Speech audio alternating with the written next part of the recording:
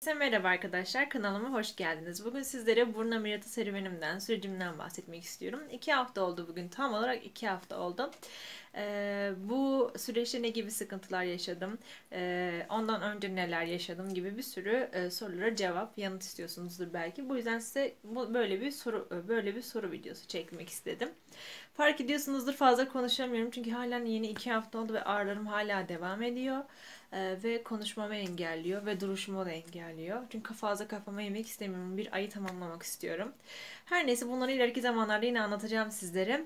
Sadece şimdilik niye ameliyat olmak istedim gibi bir soruyla başlayalım. Ben burnum kırıktı, yani kendim bildim bileli burnum kırık. Niye, nasıl kırdığımı da ben de bilmiyorum ama kırıktı, yani nefes almamı çok zorluyordu. Bir rampayı falan çıkamıyordum açıkçası. Sorun yaşıyordum. Göğsüm falan sıkışıyordu. Bu yüzden ameliyat olmak istedim. Ta 17 yaşındaydım. Evet, 17-16 yaşındayken artık bir ameliyat doktoru için görüşmek istedim. Doktorun yanına gittim. Doktor baktı. Yaşın daha 18 değil dedi. Bu yüzden ertelemek zorunda kaldım. %100 kırık var dedi. Zaten direkt kırık olduğunu söyledi yani bana. 18 yaşına geldim. O zaman da Covid oldum. Bu yüzden ameliyat olamadım. Ee, Yani bir sıkıntı yaşadım. Her neyse, işte şimdi 19 yaşındayım ve burun doktoruna yeniden gitmek istedim. Birkaç ay önce gittim. Ağustos ayında gittim, yanlış hatırlamıyorsam. Öyle bir şeydi. Gittim Ağustos ayında. Doktor baktı. Sizi çağıracağım dedi. Çünkü çok yoğun bir doktor. Doktorun adını yorumlarda isterseniz tabii ki size söyleyebilirim. Ama ben Elazığ'da yaşadığım için Elazığ'a gelmek zorundasınız. Belki başka şehirdesinizdir. Her neyse. Gittim doktora. Doktor bana dedi seni çağıracağım dedi bir iki hafta sonra. Çağıramadı. Demek ki hani uzun, belki de hani ameliyat günleri sıkıntılıydı bu Covid'den dolayı. Çağıracağım dedi. Peki dedim, bir daha gittim. Sonra telefon geldi zaten bir hafta sonra. 10 gün oldu herhalde, evet.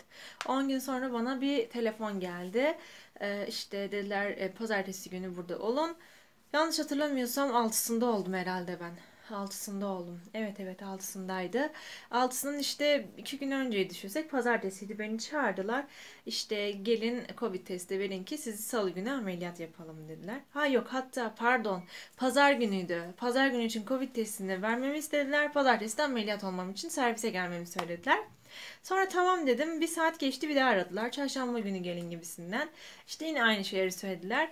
Ondan sonra salı günü gittim. Çarşamba günü ameliyat için hastaneye gittim. Saat 7:30 gibi burada olun dediler bana. Hani tabii ki ondan önce 12'den sonra hiçbir şey içmedim.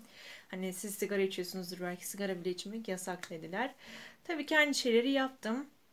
Sabahında hemen zaten saat 9 gibi beni içeri aldılar. Yaklaşık 4 saat kalmışım. Tabii 15-20 dakika yukarıda beklettiler ama yaklaşık 4 saate yakın ameliyatta kalmışım.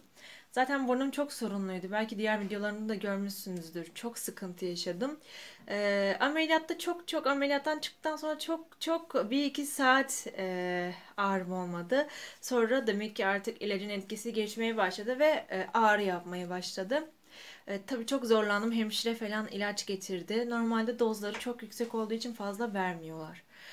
O yüzden tabii ki çok zorlanıyordum ve yanıma parol almıştım açıkçası. Onu kullandım. Onlar vermeyince ben onu kullanmak zorundaydım. Nerem ağrıyordu derseniz, şu burnun ucu kısmı. Şuraya da krem sürmüşüm bu arada. O yüzden nemli duruyor.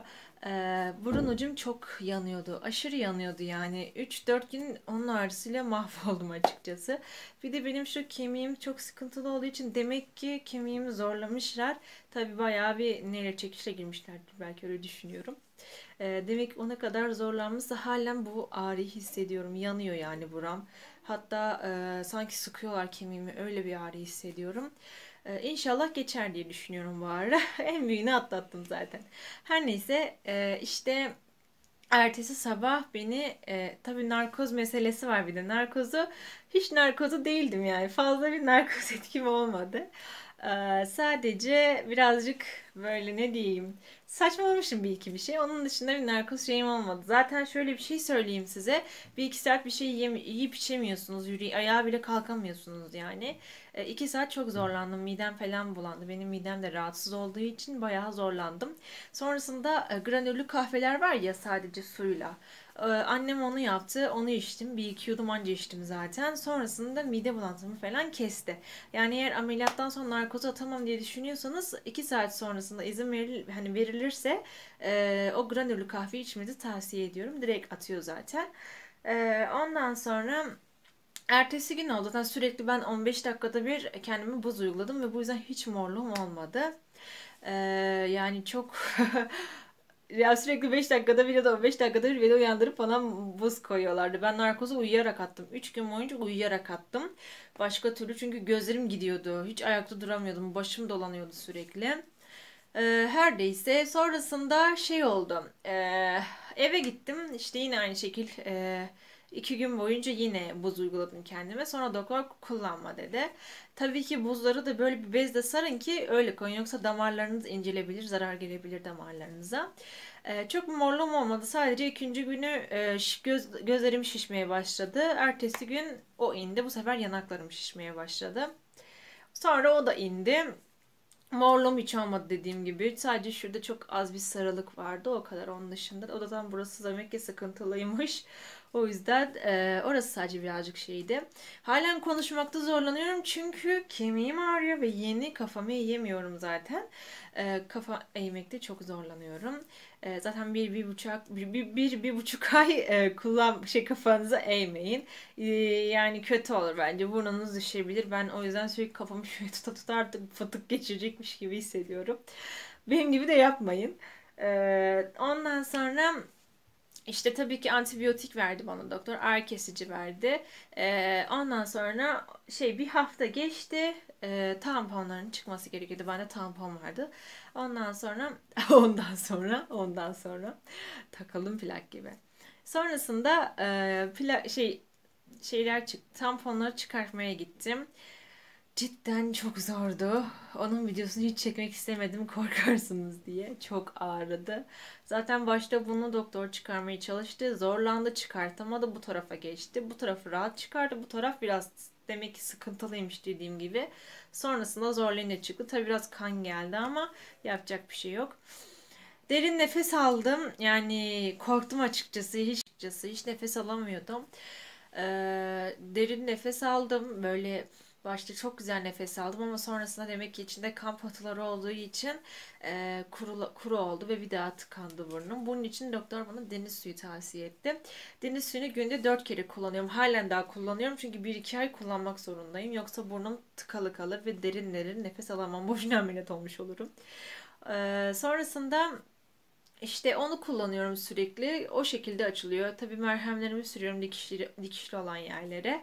İç dikişler kendiliğinden dökülüyor çünkü.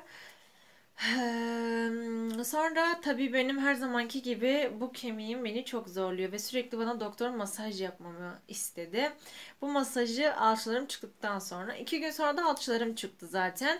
Alçılarım çok rahat çıktı. Zaten videosunu size paylaşmıştım önceki videomda. Çok rahat çıkardı. Sadece doktor masaj yaparken bayağı canım yandı. Demek ki kemiğim sorunlu olduğu için bayağı bir ağrı yaptı. Tabii çok yağlanmıştı buralarım aşırı yağlanmıştı. Fazla yüzümü yıkayamadım. Korktum açıkçası. Bana yüz temizleme jelleri, köpüklerini kullanmamı tavsiye etti. Tabii halen almadım çünkü korkuyorum. Elimde yavaş yavaş böyle yapıyorum. Ne kadar kar oluyorsa bilmiyorum. Ama yavaş yavaş alışacağım, daha yapacak bir şey yok. Sonra alçılar da çıktı. Doktor bana şöyle masajlar yapmamı söyledi. Şöyle buraları. Zaten şöyle bir şey var. Şu kemik biraz çıkıntılı oluyor. Çoğu insanda çıkıntılı oluyor. Ve benim başları burası biraz çıkıntılıydı. Sonra masaj yapa demek ki yerine geldi. Şöyle göstereyim sizlere. Bu da böyle. Halen daha ödemlerim var. Çok şiş var halen. Hatta bundan önce daha çok şişim vardı. Her geçen gün iniyor şişlerim. Bunun için de belki masaj da çok işe yarıyordur. Masajın da çok bir faydası olduğunu düşünüyorum. Sadece konuşmamı engelliyor. Fazla gülemiyorum. Zaten böyle yapmanız daha iyi. Çünkü hani o kadar ameliyat oluyorsunuz ve riske atmamak gerek bence. Bu kadar yani fazla söylemek istediklerim bu kadar. Sizin soracağınız sorular olursa mutlaka yorumlara yazın. Çünkü ben de çok araştırma yaptım. Çünkü araştırma yapmadan insan korkuyor açıkçası. Başta ben çok korkuyordum. Ama yani çok şükür sadece 3 gün en fazla ağrısını çektim. Sonrasında artık rahata kavuştum. Bu kadar.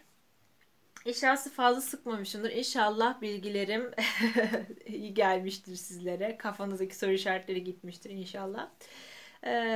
Kanalıma abone olup beni desteklemeyi unutmayın. Teşekkür ederim.